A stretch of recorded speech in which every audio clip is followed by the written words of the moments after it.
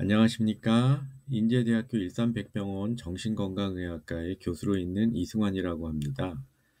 저는 비웨이브 주식회사라는 멘탈 헬스케어 컴퍼니를 운영하고 있습니다.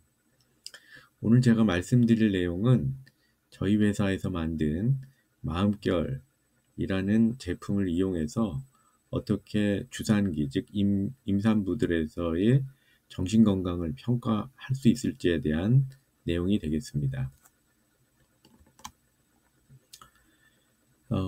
임신기의 정신건강의 현실입니다. 약 30에서 40%의 임산부가 우울이나 불안을 경험한다고 하고요. 또 12에서 20%는 실제로 산후 우울증으로 진단되기도 합니다. 이 비율은 매년 높아져서 현재 임산부 8명 중에 1명이 산후 우울증 증상을 진단을 될 정도의 그런 증상을 보이고 있다고 보이고요. 2000년보다 2015년에 7배나 높아진 것으로 보고되고 있습니다. 코로나19 이후 임산부의 50%가 우울, 불안이 경험한다고 보고했고요. 그 중에서 전문 치료를 받는 비율은 2% 미만으로 매우 적은 비율이 되겠습니다. 정신질환은 한 가지 증상만으로 나타나지 않습니다. 실제로 이렇게 우울증, 또 불안장애, 여러 가지 강박장애 이런 것들이 다 공존하는 동반해서 진단될 수 있는 그런 상태를 보이는 경우가 많은데요. 공황장애로 진단된 사람 중에 50 내지 60%가 우울증도 동반되고 있다고 보고되고요. 불안장애로 진단된 사람의 70%는 우울증을 동반한다고 되어 있습니다. 또 강박장애로 진단된 사람의 67%가 우울증을 동시에 가지고 있습니다. 이렇게 한 가지 증상만 보이는 경우가 드물기 때문에 잘 증상을 파악하셔야 됩니다. 실제로 제가 진료하는 환자 중에 공황장애로 본인은 알고 또 이렇게 진료를 받으러 오셨는데 보면은 우울증도 동반된 경우는 매우 흔합니다. 또 우울증으로 왔는데 뭐 공황장애나 강박증 같은 것이 동반된 경우도 흔하게 관찰됩니다. 그러면 이런 정신과적인 증상을 빨리 진단하고 관리하는 것이 왜 중요하냐? 특히 이런 주산기, 임신과 관련된 여성에서 왜 중요하냐 하는 점을 한번 설명해 보겠습니다. 무엇보다도 태아에게 보다 더 안전한 치료를 선택할 수 있는 저희가 시간을 가질 수 있기 때문에 중요하고요. 또 이렇게 조기 진단, 조기 관리하는 것의 목표는 역시 임신이 잘 유지될 수 있도록 부정적인 결과가 초래되지 않도록 또 안정된 상태를 유지하는 것이 중요하겠습니다. 실제로 뭐 다들 아시겠지만 정신과적인 증상이 있으면 이 임신을 안정적으로 유지해 나가는 것이 굉장히 힘듭니다. 이 자율신경이 흔들리거나 그러면 이 착상된 그런 태아가 안정되게 이렇게 성장하는 데 굉장히 지장을 받게 되죠. 또 우울 또는 불안한 여성이 임으로 중단하는 경우, 약을 중단하게 된 경우 50% 이상에서 재발한다는 보고들이 있고요. 보다 안전한 약물로의 변경이라든지 임신 전 약물을 좀 태아에게 영향을 덜 주는 약으로 변경한다든지 이런 것을 고려해 볼 때 반드시 임신 전에 조기 진단하는 것이 중요합니다. 또 생체 지표를 이용해서 생체 지표가 안정된 경우에는 약물을 중단해 볼 수도 있고요. 또 본인은 괜찮다고 하지만 생체 지표들이 좋지 않으면 증상이 재발할 수 있기 때문에 약을 꾸준히 복용하는 것을 권유드릴 수도 있습니다. 보통 어느 것이 정상이고 어느 것이 병적인지를 이제 구분하는 것이 중요한데요. 보통 정상적인 우울, 보통 베이비 블루라고 하는 것을 포함해서 정상적인 우울감은 지속 시간이 1주 이내입니다. 아무리 길어도 2주를 넘지 않습니다. 그리고 일상생활이 어느 정도는 가능하고요. 동반되는 증상이 경미하죠. 그래서 보통 출산 후에 첫 2주 동안 경험하는 가벼운 기분 변화나 걱정, 불행, 피로감 이런 것들은 뭐 그냥 정상적인 것으로 간주할 수 있습니다. 그런데 2주를 넘어가거나 자율신경의 불안정성이 계속되는 경우들이 있습니다. 이런 경우를 병적 우울증으로 보게 되는데요. 지속 시간은 2주 이상, 그 다음에 본인이 해야 되는 그런 역할, 사회적인 기능들을 굉장히 못하게 되는 경우, 또 동반되는 증상은 불면, 피로, 무가치감, 자살사고 이런 것들이 심하게 동반될 경우에는 저희가 병적 우울증으로 볼 수 있습니다. 무엇보다도 제가 강조하는 것은 생체 신호를 이용해서 자신의 상태를 어떤지 평가받는 것이 보다 객관적이고 중요하다고 생각합니다. 임신 중 우울증이 미치는 증상과 영향입니다. 임신 중 우울증은 다음과 같은 위험을 증가하는데요. 자신을 돌보지 않아서 체중 증가가 잘 이루어지지 않는다든지, 또는 흡연이나 음주 같은 유해 약물을 사용하게 된다라든지, 우울하니까요.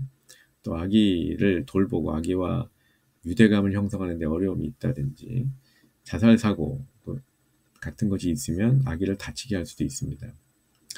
또 임신 중 우울증이 치료되지 않는 경우에는 출산 이후에 아기를 돌보기가 좀 어려워지죠. 뭐 적절한 아기용품 구매하기 어렵다거나, 또 모유 수유가 어렵게 된다거나, 의료 서비스와의 연결 이런 것도 의욕이 떨어지기 때문에 잘 할 수가 없죠. 아기를 돌보는 것은 물론이고 예방 접종이나 건강 관리 받는 것도 어려워질 수 있기 때문에 미리 우울증 같은 불안 장애 같은 것을 잘 치료해 놓는 것이 되게 중요하겠습니다.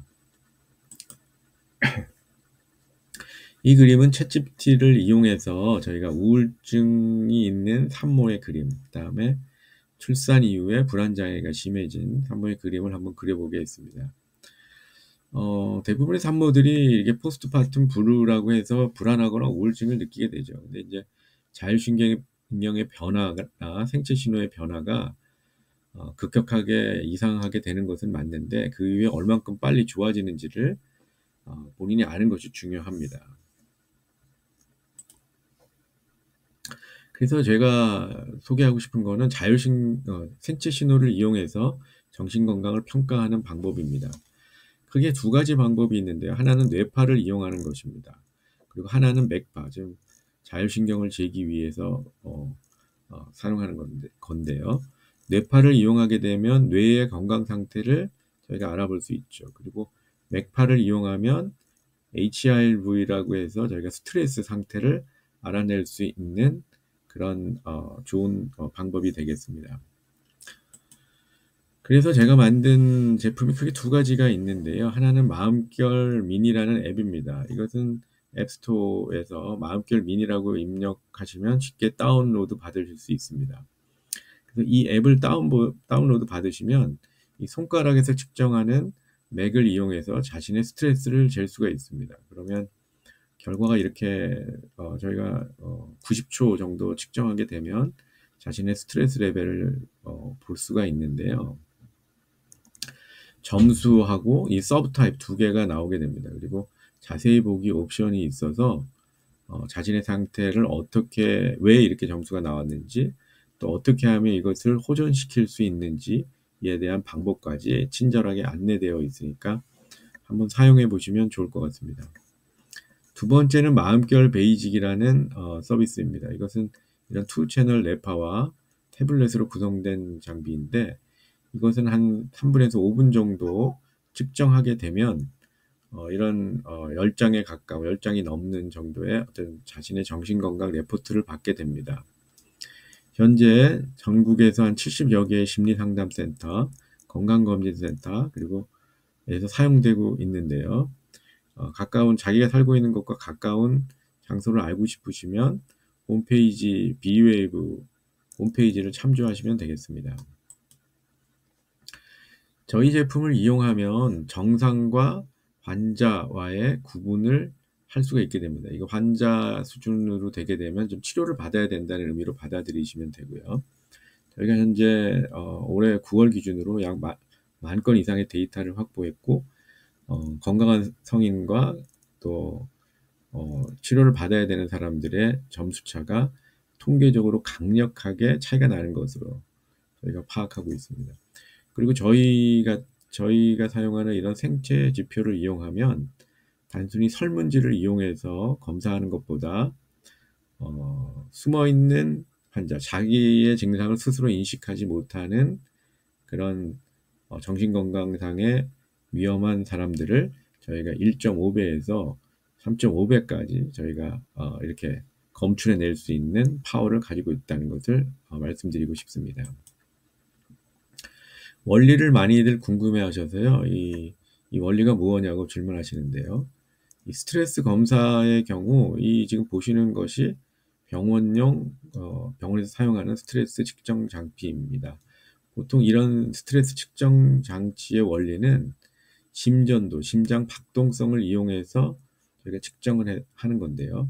병원에서 이런 결과지를 얻게 되죠. 근데 이것을 더 간편하게 만든 것입니다. 그래서 손가락이나 이런 귓볼에서도 저희가 심장 박동성을 잴 수 있는데요. 그것을 맥파라고 합니다. 맥파를 이용해서 이런 심장 박동성을 재면 그것을 이용해서 저희가 똑같은 거의 비슷한 수준의 스트레스 정도를 측정해낼 수 있습니다. 뇌파도 마찬가지입니다. 뇌 건강인 경우에는 저희가 이제 뇌파를 이용하는데 이 왼쪽 그림은 병원에서 사용하는 뇌파의 한 종류입니다. 저희 병원에서 이런 장비를 쓰고 있고요. 이런 다채널 뇌파를 저희가 찍고 이 뇌파를 분석해서 뇌 건강을 평가하게 되는데 저희 비웨이브에서는 이런 투 채널 뇌파를 이용합니다. 투 채널 뇌파와 귀에서 찍는 맥파를 동시에 측정해서 뇌 건강, 마음 건강을 동시에 측정해내게 되는 것입니다. 그래서 두뇌 건강, 즉 뇌파를 이용하는 거에서는 두뇌 건강의 두뇌 활성도, 두뇌 유연성, 두뇌 총명도, 두뇌 균형도가 건강한지 정도를 측정하게 되고요. 이 네 가지 팩터에 가산점을 줘서 저희가 총 100점 만점의 점수를 계산하는 방법을 고안해 낸 것입니다. 또한 마음 건강에서는 아까 말씀드린 맥파를 이용해서 손가락이나 귓볼에서 나오는 맥파를 이용해서 자율신경 활성도, 자율신경 균형도, 스트레스 평가, 그다음에 주관적 심리 상태 등을 평가해서 각 네 가지 팩터에 가산점을 준 다음에 저희가 마음 건강, 스트레스 상태를 측정하게 됩니다. 이것이 이제 결과 레포트의 예인데요. 두뇌 건강 점수와 마음 건강 점수가 동시에 보여주고 100점 만점에서 몇 점이 나왔는지를 보여줍니다. 그래서 저희가 보통 두 지표, 두뇌 건강, 마음 건강 지표 모두가 70점 미만으로 나오거나 두 지표 중 하나라도 60점 미만으로 나오면 병원 치료를 받을 것을 권유합니다. 또 저희가 중요한 것은 EBSI라고 해서 생체 유형을 제공해 줍니다. 두뇌 건강인 경우 뇌파를 측정해서 6가지 생체 유형, 즉 안개형, 차분형, 영재형, 긴장형, 안개 긴장형, 안정형 중에 자기에게 가장 적합하다고 생각되는 생체 유형을 저희가 알려드리고요. 또 마음 건강에서는 심약형, 심약 우울형, 심약 불안형, 불안형, 우울형, 안정형 이 6가지 생체 유형 중에서 측정된 결과를 바탕으로 가장 자기와 일치되는 그런 유형을 저희가 제공해 줍니다. 그럼 이런 유형을 제공받아서 무엇을 하느냐? 예, 바로 치료 옵션을 알게 되는 것입니다. 치료 옵션이라는 것은 자기에게 맞는 어떤 활동이나 음악이나 또 인사이트를 저희가 제공해 주는 것입니다. 저희 제품을 마음결 미니를 이용해서 매일 꾸준히 했을 때 그리고 또 치료 옵션을 계속해서 저희가 실행했을 때 점수가 이게 우상향되는 것을 좋아지는 것을 저희가 관찰하였습니다. 그래서 한번 꼭 임산부들은 이런 마음결 솔루션을 한번 이용해 보시기를 적극 권해드립니다. 일산에 있는 유명 산후조리원에서 저희가 한번 시범 사업을 한 적이 있는데요. 산모들은 보통 두뇌 건강보다는 마음 건강 점수에서 점수가 많이 낮습니다. 그리고 또 EBS 타입에서도 심약 불안형 같은 것이 많이 나오는 경우를 관찰하였습니다. 즉 두뇌보다는 마음 건강, 즉 자율신경의 변화에 이상이 좀 크게 나타난다라는 것을 저희가 알 수 있었고요. 또 통계적으로도 특히 마음 건강에서 위험군이 44.5% 정도로 많이 나오는 것을 관찰하였습니다. 이 결과도 마찬가지인데요.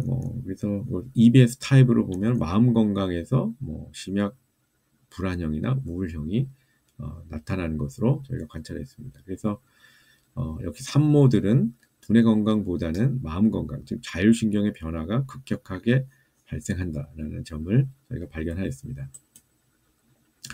이런 EBS 타입을 기반으로 해서 저희가 4가지 케어 프로그램을 제공해 주는데요. 케어 뮤직, 케어 브레싱, 케어 인사이트, 그다음 전문가 연계 서비스를 저희가 앱과 웹을 통해서 동시에 제공해 드립니다. 엄마가 건강해야 아기도 건강하게 됩니다. 마음결은 몸의 신호를 읽어서 정신건강을 평가하는 기술입니다. 임신 전, 후로 마음 건강을 과학적으로 관리해 보십시오.